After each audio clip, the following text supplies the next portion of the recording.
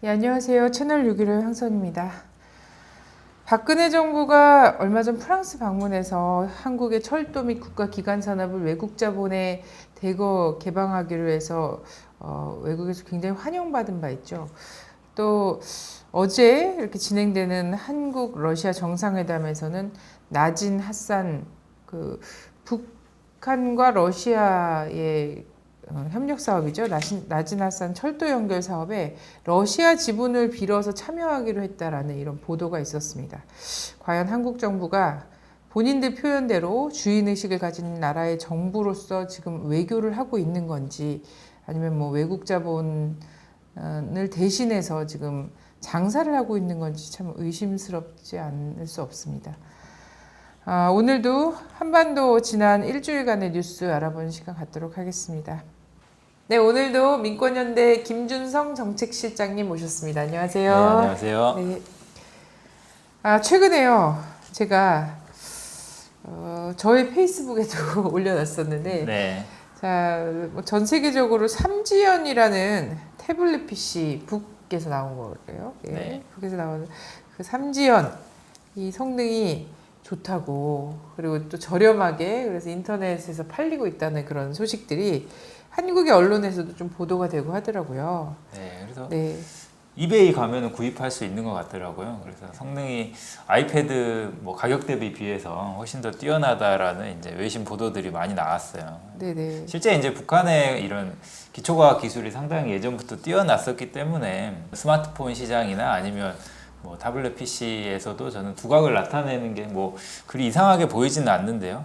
그 최근에 이제 컴퓨터 운영체제 붉은별 이런 것도 네. 이제 새로운 버전이 막 나온다고 그러고, 그리고 북한에서 전국 과학자 기술자 대회 이런 것도 했더라고요. 그래서 거기서 뭐 바둑 프로그램, 기계 번역 프로그램, 뭐 문자 인식 아니면 지문 인식 이런 게 최고 수준이다라고 이제 이렇게 북한에서 자평을 하는 내용들이 기사들이 많이 올라오고 있습니다. 네네. 네.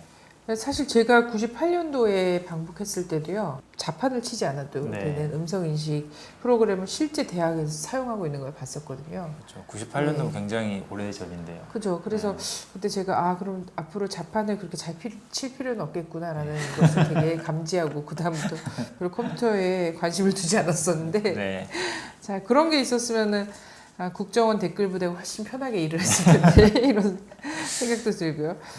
네, 그리고 이제 평양의 뭐 자동차 숫자나 택시도 굉장히 많이 늘어났다고 합니다. 네네. 그리고 이제 연합뉴스 기사에서 계속 그런 게 나오더라고요. 이제 평양 시민들이 이 스마트폰을 들고 돌아다니는 이 사진들이 많이 나오고 있는데요. 실제 이제 평양의 스마트폰 보급률이나 이런 것들이 굉장히 높아지고, 전력 공급도 이제 과거에는 전력 공급이 갑자기 중단됐던 사례들이 많이 있었는데 이런 것들도 이제 원활해져서 지금은 이제 평양의 야경이 굉장히 아름답다고 하죠. 네. 예, 해당화관 같은데 그 식당이요. 식당에서 보면은 이런 태블릿 PC로 주문받는 네. 모습 볼 수 있다고 그러는데, 해당화관이 가장 최신 무슨 이런 곳이고 그죠, 하다 네. 보니까 이런 게 있는 게 아닌가라고 했는데, 최근에도 평양 다녀오신 분들은 보통강 호텔의 그 식당에서도 태블릿 PC로 주문을 받더라 이런 얘기를 하시더라고요. 네.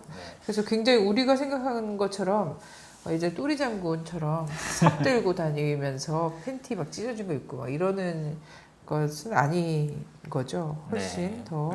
그리고 이제 경제 자료 지표 뭐 이런 것만 보더라도 최근에 이제 북한 물가가 굉장히 안정세에 있다고 그래요. 그래서 네. 올해 9월에 쌀 가격이 한 4,800원 정도로 굉장히 네. 안정돼 있고, 그 반면에 이제 노동자들의 월급은 거의 수십 배 가량 지금 상승을 해서 지금 북한의 구매력이 상당히 올라가 있고, 그리고 이제 이런 중산층들이 더 많이 생겨나서 실제 이제 해외에서 많이 이런 이 소비재나 좀 고가의 물품들도 굉장히 많이 이제 수입되고 있다라는 기사들이 나오고 있더라고요. 자, 이런 상황이고요. 그러면 이런 것들로 봐서 이제 북이 본인들이 이제 이후에 경제와 관련해서 그 표한 바가 있지 않습니까? 노선을 밝힌 바가 있는데 그것대로 지금 뭐 진행이 되고 있는 거를 볼 수 있는 건가요? 네, 그렇죠. 북한에서 이제 최근에 가장 강조하고 있는 거는 이제 핵과 경제 발전의 이 병진 노선, 그리고 이제 그것을 경공업과 농업을 주력 분야로 이제 경제 발전을 시킨다는 건데요. 이거를 이제 핵심적으로 보면은 먼저는 이제 이 군대가 과거에도 그랬지만 경제 건설에 더욱더 대대적으로 나서서 이 군대가 이제 사회 전반을 건설해 나가겠다라는 걸로 좀 볼 수 있습니다. 이거를 이제 8월 25일 날 김정은 제1위원장이 성군절 담화라는 걸 발표를 했는데요. 여기에서 보면 이제 북한에서는 그 사회의 주력적인 계층을 과거에는 이제 노동자 계층으로 이제 봤었는데 이거를 군대로 전환을 시키면서 그리고 이제 또 최근에 이런 제국주의 나라들과의 군사적 대치가 심화되는 이런 상황에서 군대의 역할들을 더욱더 이제 강조를 하고 있습니다.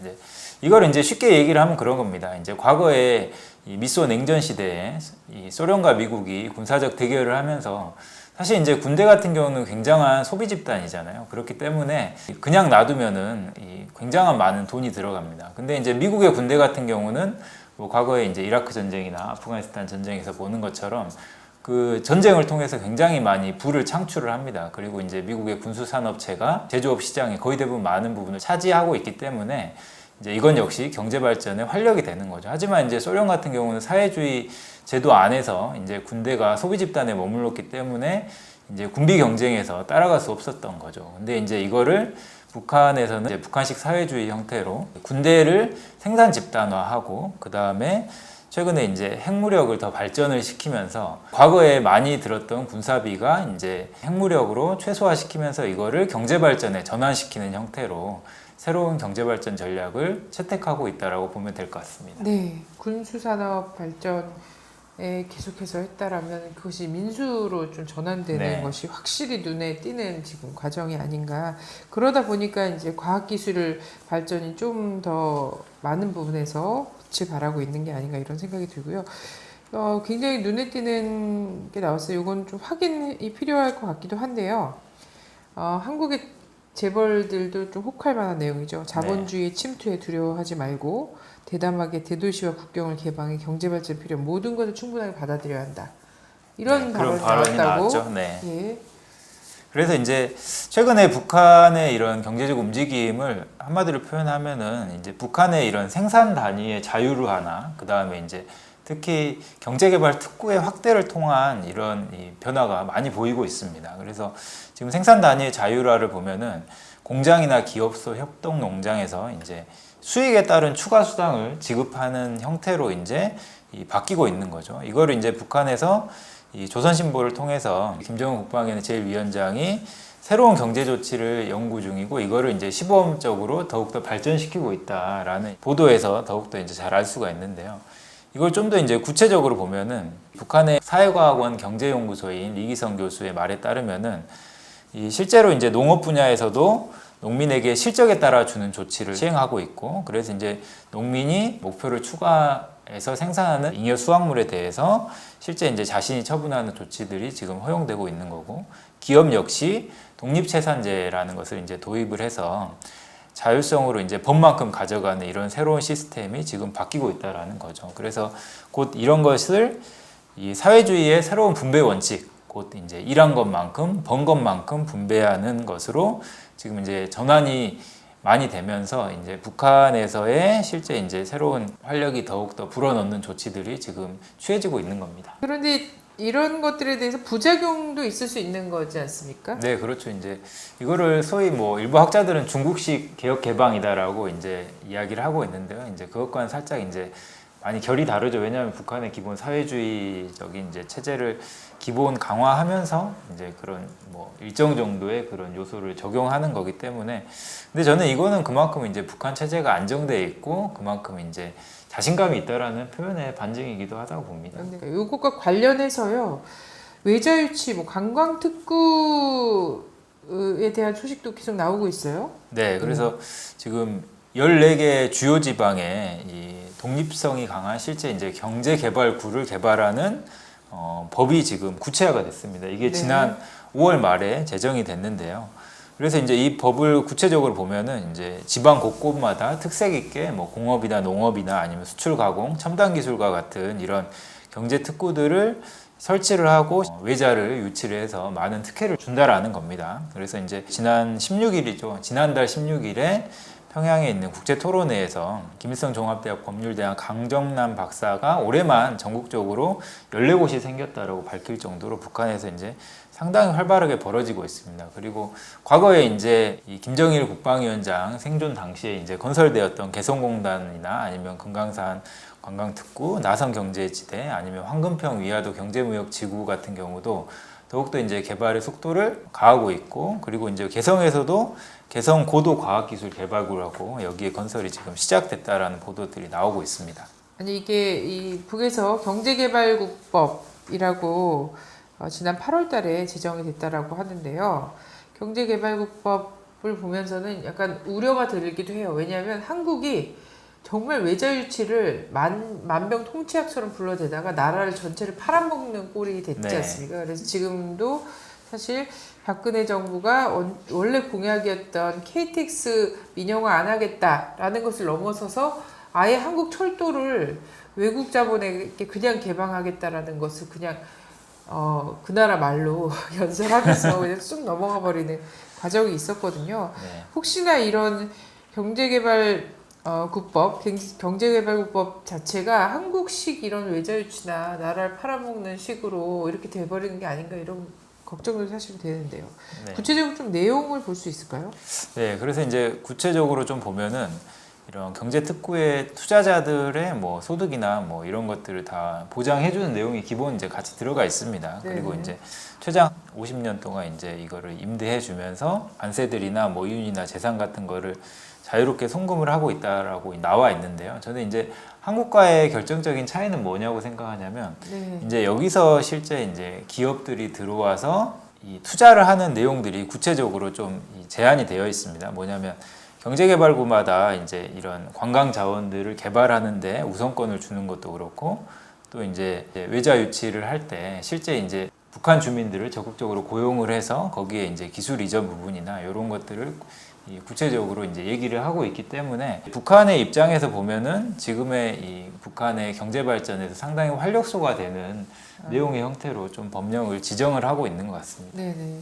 일단은 한국 같은 경우에는 국토를 사실 그냥 부동산 그 공개념이 없잖아요. 토지 공개념 그렇죠. 자체가 없어서 외국 기업이라든지 외국의 개인이라든지 국민 개인이라든지 이런 사람들이 전부 소유해서 이것을 사고 팔고 막 이렇게 할 수 있는데 기본은 이 토지 공개념이 있는 곳이기 때문에 임대차 기간을 하는 거죠. 그래서 실제 국가가 소유하는 곳에 외국 기업이 들어와서 계속 임차할 수 있는 정도의 권한을 주는 거기 때문에 약간 근본적으로 좀 다른 네. 건 있는 것 같습니다. 근데 이제 북한 같은 경우 이제 대외 지금 제재가 일정 정도 이제 완화만 된다면은 상당히 많은 경쟁력이 있지 않습니까? 왜냐하면 네네. 북한의 노동력의 질도 굉장히 높고 상대적으로 임금이 싸기 때문에 이런 이제 경제개발 특구에서 주변에 이제 가까운 국가들이 더욱더 이제 관심을 많이 가질 거라고 좀 예측이 됩니다. 네, 또 지금 어떤 나라들과 지금 얘기가 지금 이제 투자 얼마 전에 진행되고 이 있어요? 몽골 대통령이 지금 네. 방북을 했었잖아요. 예. 그래서 이제 김영남 최고인민회의 의장하고 이제 정상회담을 했었는데 거기서 이제 몽골 석유회사 HB 오일 JSC라고 이제 여기가 지금 투자를 하기로 했습니다. 그래서 북한의 정유회사인 승리의 지분 20% 정도 인수를 했고요. 이게 한 1천만 달러 정도 규모가 됩니다. 그리고 이제 이 푸틴과의 정상회담에서 이제 나온 얘기기도 하죠. 이제 거기에서 구체적으로 나온 건데 이제 러시아와 지금 이제 철도를 공동 개발을 해서 이 북한과 이제 이 시베리아 횡단철도를 연결하는 작업들을 지금 진행되려고 하는데요. 이런 프로젝트에서도 실제 이제 러시아 회사들이 구체적으로 지금 이제 지분에 참여하기로 한 거고, 여기에 이제 그 러시아 지분의 50%를 한국의 포스코나 뭐 코리아 현대상선 이런 데가 지금 투자를 하자 이렇게 이제 푸틴이 제안을 한 거죠. 네. 그래서 사실은 이게 남북 간에 다이렉트로 해서 하면 되는 문제인데 그렇죠. 지금 남북 관계가 말이 안 되니까 러시아 지분을 빌어서 지금 한국 정부가 이 나지나산 프로젝트에 참여하겠다라고 얘기를 한 건데 여기서 중요한 것은 한국의 대통령이라는 사람이 프랑스에 가서 자기 나라 철도를 프랑스 자본에게 개방하기로 했잖아요. 네. 그렇게 되면 뭐가 되냐면 나중에 코레일이 이 나지나산 프로젝트에 참여를 한 러시아 지분 중에 일부를 빌어 참여를 한다고 해도 이건 결국은 프랑스가 참여하는 형국이 돼버린다는 거예요. 굉장히 신기한 거죠. 그래서 네. 박근혜 정부가 프랑스 자본을 뭐라 그래야 될까요? 영업사원이 돼서 지금 이걸 해주고 있는 형국이 아닌가 이런 생각까지 들더라고요. 네, 그리고 이게 직접 투자를 했으면 사실 이제 우리가 러시아 지분을 또 가지고 오는 거기 때문에 러시아에 이제 줘야 될 이런 로열티가 있잖아요. 네. 그러면은 이제 이거를 남북이 직접 이제 경협을 해서 한다면 이런 것들을 이제 안 물어도 되는데 사실 이제 지금의 남북 관계를 발전시키지 못하면서 박근혜 정부가 오히려 지금 그런 국민에게 피해를 주고 있는 거죠. 이걸 한러 정상회담 성과라고 얘기하기도 참 민망한 그리고 이미 상황입니다. 뭐 이 북한하고 러시아하고 진행되고 있는 사업이었기 때문에 네네. 네, 참 안타깝네요. 네 그렇습니다. 네. 자, 이 북한 경제가 지금 이렇게 꾸준히 발전하고 있다는 것에 대한 구체적인 어떤 통계 자료라든지 자료가 있나요? 언급, 네, 그래서 정부 이제 차원의 언급이라든지. 10월 15일이었죠. 지난 이제 통일부 국정감사에서 홍익표 의원이 발표한 자료에 따르면요.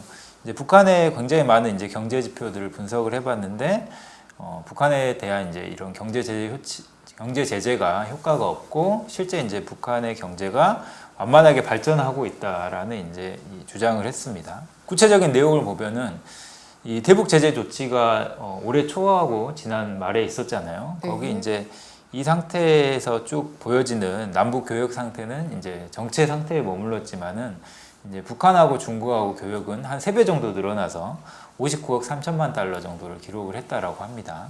네. 그리고 이제 현재 이 북한하고 중국하고 교역의 월별 추이를 따르면은 이 북한에 계속되는 이제 경제 제재에도 불구하고 계속 이제 이 지속적으로 발전하고 있다라는 겁니다. 네. 사실 북중 국경 지역에서 계속 끊임없이 화물차가 그렇죠. 들락날락하고 있는 것을 관광 갔던 사람들이 보고 오고 있습니다. 네, 그래서 이제 실제 북한의 뭐 환율 같은 경우도 굉장히 지금 안정되어 있고 뭐 국제기구인 뭐 FAO나 이런 국제 식량 기구에서도 지금 북한의 식량 상황이 상당히 호전적이다. 그리고 이제 안정적 뭐 과거에 뭐 이런 기아에 굶주리는 뭐 이런 건 전혀 아니라는 지금 이제 발표들이 많이 나오고 있습니다. 네. 애를 태우는 육자회담 움직임 좀 봐야 될 것 같습니다. 네, 육자회담이 뭐 된다는 사람도 있고 뭐 안 된다는 사람도 많은데 실제 뭐 되고 있는 건 별로 없는 것 같습니다. 그래서 지난 11월 4일부터 8일까지 북한을 방문했던 우다이 수석 대표가 김계환 부상을 만난 걸로 알려지고 있습니다. 그리고 이제 바로 어제죠. 13일 날 우리 측 수석 대표인 조태용 한반도 평화교섭 본부장이 중국에 갔습니다. 그래서 우다이 대표를 만나서 우다이 대표가 이제 방북해서 만난 이제 얘기들을 쭉 듣고 오는 것 같은데요. 근데 아직까지도 이제 우다이 특별대표가 방북을 해서 어떤 얘기를 나눴는지는 지금 얘기가 안 나오고 있습니다. 5일이라면 상당히 긴 방북 기간이거든요. 보통 한 길어야 2, 3일 정도 만나고 네. 오는데 이 결과를 발표하지 않는 이유에 대해서 상당히 많은 궁금증을 좀 가지고 있습니다. 네네. 예, 우다웨이 방북 결과를 아직 발표하지 않는 이유가 있을 것 같은데요. 네, 그래서 먼저 이제 대부분 많은 보수 언론에서 나오는 거는 북한하고 중국 간에 이견 조율이 있다라는 건데요. 쉽게 이야기하면 북한이 중국 말을 안 듣는다는 거죠. 그래서 동아일보에서 이런 기사도 나왔어요. 우다이 대표가 판문점에 갑자기 나타났다. 그래서 이제 뭐 판문점에서 지금 북한을 이렇게 압박하기 위한 수단이다라는 얼토당토하는 기사가 나오기는 했는데요. 그게 왜 북을 압박하는 게 될까요? 이건 뭐 한국의 보수 신- 세력의 바람인 것 신기합니다. 같고, 예. 네. 사실 이제 이 대화 과정에서 북한과 중국 사이에서는 입장 차이 거의 없었습니다. 그렇기 때문에 이거는 지나친 상상이라고 좀 볼 수 있을 것 같고요. 그렇다면 이제 왜 이렇게 오랜 기간 얘기를 했냐 보면은 이제 북한과 중국 간에 지금 합의한 내용이 미국과 입장 차이가 상당히 크다라는 걸로 좀 추측을 해볼 수 있을 것 같습니다. 그래서 이거는 한마디로 이제 중국이 가지고 간 중재안을 미국이 거부했다라는 거죠. 그래서 지금 이제 북한과 중국이 육자회담 재개를 위한 향후에 어떻게 정치적으로 공동 행보를 가져갈 것인가에 대해서 긴밀히 논의를 좀 했다라고 볼 수 있을 것 같습니다. 중국이 이 북한에 지금 이야기하고 있는 것 그리고 이제 중국이 미국에 제시한 건 저는 이제 지금 북한에서 이야기하는 원칙적 내용, 곧 이제 미국의 적대 정책 폐기, 그리고 이제 동시 행동보다는 살짝 더 낮은 수위라고 보는데요. 이 정도 수위의 중국의 의사를 저는 이제 조태영 수석 대표에게 다시 한번 표명을 했을 것 같고, 그래서 이제 지금 조태영 수석 대표가 우다이를 대표를 만나는 것은 사실 이제 별 큰 의미를 좀 찾기는 어렵지 않나, 좀 이렇게 보고 있습니다. 네. 자, 미국은 그래서 별로 대화할 생각이 없는 거군요, 지금. 네, 그렇죠. 네. 지금 이제 미국은 북핵 문제나 육자회담 같은 거는 이 정책에서 우선순위에 굉장히 밀려 있다라고 봅니다. 뭐 지난 방송에서도 많이 말씀드렸지만 지금 이제 미국은 국방비 삭감이라는 초유의 사태, 그리고 이제 중국을 견제하기 위해서 한미일 삼각동맹, 특히 이제 군사동맹에 굉장히 매달리고 있습니다. 그래서 이제 이 얼마 전에 뭐 일본의 집단적 자위권 인정, 이걸 통한 일본의 우경화를 미국이 적극적으로 지원을 하고 있는 거고, 그리고 이제 전작권 이 연기에 매달리고 있는 박근혜 정부의 뭐 방위 분담금 인상이나 차세대 전투기 구입, 그 다음에 ND 체계 구축 등 이제 이런 군사적인 편입을 공식적으로 강력히 요구를 하면서 사실상 한미일 삼각동맹을 통한 지금 동북아에서 자신의 패권을 유지하기 위한 정책으로 매달리고 있습니다. 그렇기 때문에 미국이 만약에 동북아에서 지금 이제 평화 체제로의 새로운 협상의 장이 열린다면은 지금 한국과 일본의 지금 이제 군사 동맹 체제에 편입되라라는 이런 명분이 떨어질 수밖에 없기 때문에 미국은 지금 육자회담을 적극적으로 나설 이유가 없는 거죠. 그리고 이제 구체적으로는 지금 협상의 재개 조건도 안 맞는 거고, 그다음에 협상의 의제조차 다른 겁니다. 그래서 협상의 재개 조건 같은 경우는 미국은 229 합의 플러스 알파를 얘기하고 있는 거고, 북한은 적대정책 폐기, 그 다음에 협상의 의제 같은 경우도 북한은 북핵 폐기가 아닌 한반도 비핵화, 그 다음에 전 세계 비핵화를 얘기하고 있고, 미국과 한국과 일본은 지금 북핵 폐기만을 이야기하고 있기 때문에 설사 이제 육자회담이 재개된다고 하더라도 지금 육자회담에서 합의될 수 있는 사항은 거의 없다라고 볼 수밖에 없고요. 그리고 이제 이런 미국의 입장이 지금 유엔 주재 미국 대사인 사만다 파워의 발언을 통해서 좀 알 수가 있습니다. 지난 11일 이제 1718 위원회라고요. 지금 일명 대북제재위원회라는 곳에서 비공개 회의를 했는데, 여기서 북한의 완전한 비핵화가 이루어질 때까지 대북 제재를 계속 진행할 것이다라고 이제 언급을 하면서 사실상 이제 미국이 육자회담에 나설 의지가 없다라는 것을 계속 밝히고 있습니다. 네. 네. 자, 미국은 이런 상황이고요. 그럼 뭐 시간 끌기를 해도 이 상황을 지속시킬 수 있다라는 그런 막연한 기대감을 갖고 있는 거죠. 시간 끌기를 한다고 해서 더 악화된다거나 미국의 안보 상황이 더 나빠질 거다라는 이런 생각이 없는 상태예요. 그래서 현 상태 유지만 할 수 있다면 계속해서 시간 끌기를 해도 괜찮다라는 판단을 하는 것 같고, 그렇죠. 그래서 박근혜 정부는 여기에서 이러한 미국을 믿고 대북 정책을 여전히 변함없이 갖고 가고 있는 것 같습니다. 지난 7일이죠. 북한 국가안전보위 대변인이 국정원 요원을 평양에서 체포했다라고 발표를 했어요. 네, 그래서 북한의 국가안전보위부는 우리나라의 국정원하고 비슷한 기관이라고 보시면 됩니다. 그래서 네.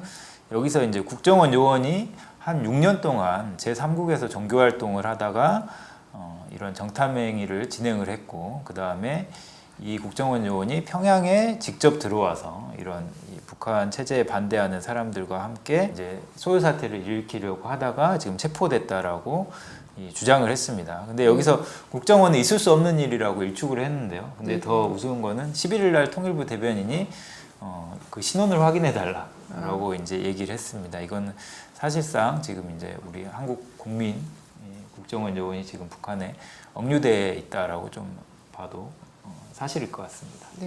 네. 통일부 직원이라고 국정원은 주장하는 게 아닐까 싶더라고요. 자, 북에서 그래서 여기에 가담한 사람들을 이제 물리적으로 제거하겠다라고 얘기를 네, 했어요. 상당히 높은 수위죠. 물리적으로 제거해버리겠다. 실제 행동으로 돌입하겠다.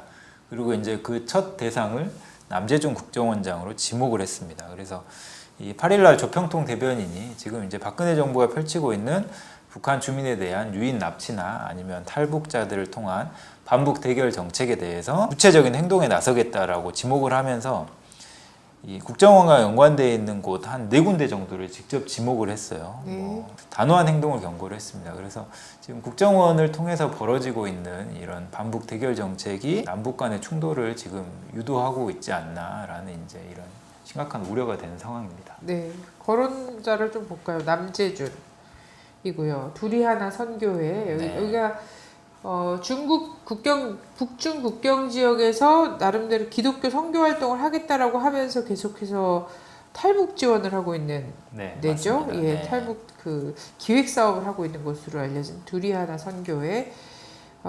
그리고 외교부에서 해외 공간 탈북자 전담 팀인데요. 이름은 굉장히 그럴듯하더라고요. 민족 공동체 해외 협력 팀. 네. 예, 그리고 통일부 산하의 북한 이탈 주민 지원 재단. 그리고 한반도 미래재단의 탈북 청년 통일 지도자 아카데미 등을 직접 거론을 했어요.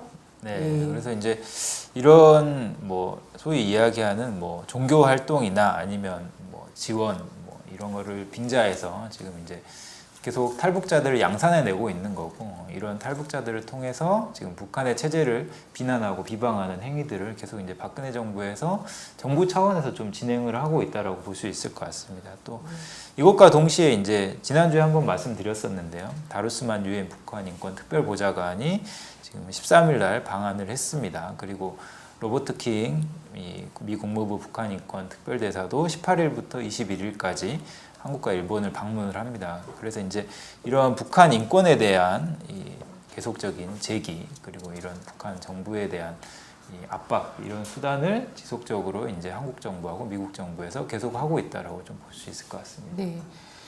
인권 문제가 계속해서 이 무기화돼서 지금 쓰이고 있는 상황이고요. 한국 내에 들어와 있는 탈북자 단체들의 악용이라고 해야 될까요? 인권 유린 상황이 굉장히 심각하더라고요. 최근에는 그 이석기 의원 재판 방청권을 둘러싸고 탈북자 단체 탈북자들을 대거 동원해 갖고 이 지금 엄동설안에 굉장히 추운데 며칠 밤을 그 앞에서 줄을 서게 만들었어요. 이게 과연 그 탈북자 인권을 걱정한다는 사람들이 할 짓인가? 그들을 지금 거의 행동대원으로 내세워서 이게 민족 분열과 국민 분열과 이런 것들에 행동대원 내세우고 있거든요. 앞세워서 거의 총알바지식으로 지금 만들고 있는 상황인데, 탈북자들이 우여곡절 끝에 하여튼 한국에 들어와서 이렇게 쓰이고 있는 거, 수구 보수 세력의 앞잡이처럼 쓰이고 있는 상황이 정말 개탄스럽습니다.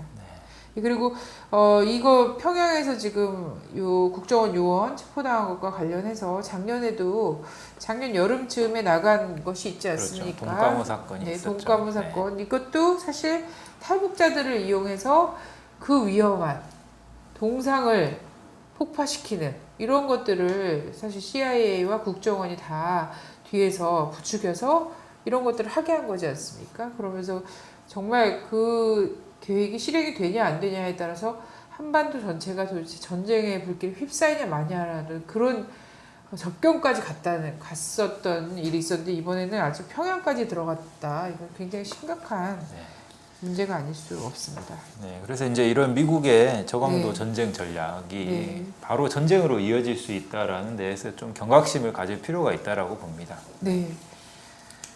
자, 미국이 계속 바뀌지 않고 써먹었던 모든 것들을 종합적으로 쓰고 있는 거 보니까 정말 걱정이 크게 됩니다. 네. 예. 오늘 말씀 감사합니다. 네, 고맙습니다. 감사합니다. 예, 오늘 방송을 통해서 북에서 지금 진행되고 있는 뭐 해외 투자 유치라든지 그 경제 발전 상황이라든지 이런 것들을 자세히 알아봤는데요. 한국 정부가 최근 한러 정상회담에서 나지나산 프로젝트에 러시아 쪽 뭐 지분을 통해서 참여를 하겠다라는 것, 뭐 그런 결정을 했다라고 얘기하는데, 이 북러 간 협력 사업에 한국이 굳이 러시아 쪽 지분을 빌어서 참여를 한다는 이 현실, 지금 북이 눈부신 경제 발전을 지금 하고 있는 상황이고, 그리고 외자도 적극적으로 유치하고 있는 이런 상황에서 남북 관계가 오이사 조치 같은 것으로 그런 큰 장애가 조성되지 않았다면 지금 남북 관계가 얼마나 발전할 수 있을까, 이런 생각이 들어서 굉장히 안타깝습니다. 남북 관계 발전뿐만 아니라 세계 경제가 굉장히 어려운 상황에 처해 있는데, 한반도만큼은 그 어려운 세계 경제 불황의 늪에서 자유로울 수 있지 않을까 이런 생각도 들어서 굉장히 안타깝습니다. 남북 관계가 정상화될 수 있도록 다른 나라에게 구걸하지 않아도 되는 그런 상황이 될 수 있도록 우리 국민들이 더 많은 관심과 호응을 가져야 될 것 같습니다. 고맙습니다. 주권방송을 아끼시는 해내외 시청자 여러분 반갑습니다. 주권방송이 평화통일과 주권회복을 위한 진보 언론의 사명을 안고 출범한 지 3년이 다 되어갑니다. 지난 3년간 왜곡된 역사의 진실을 알리고 민족 번영의 길을 모색하기 위해 열심히 뛰어왔습니다. 주권방송에 보내주신 결의의 성원과 격려에 감사드립니다. 앞으로도 역사의 진보와 민족의 통일을 향해 쉼없이 달려가겠습니다. 주권방송이 더 힘차게 달리기 위해 해내외 동포들을 주권방송의 새로운 주주로 모십니다. 참여 방법은 주권방송 홈페이지 615tv.net에서 주식 인수하기 배너로 들어오셔서 인수증을 내려받아 작성해서 보내주시면 됩니다. 해내외 동포분들의 적극적인 참여와 성원으로 평화통일 진보 언론답게 더 열심히 일하겠습니다. 고맙습니다.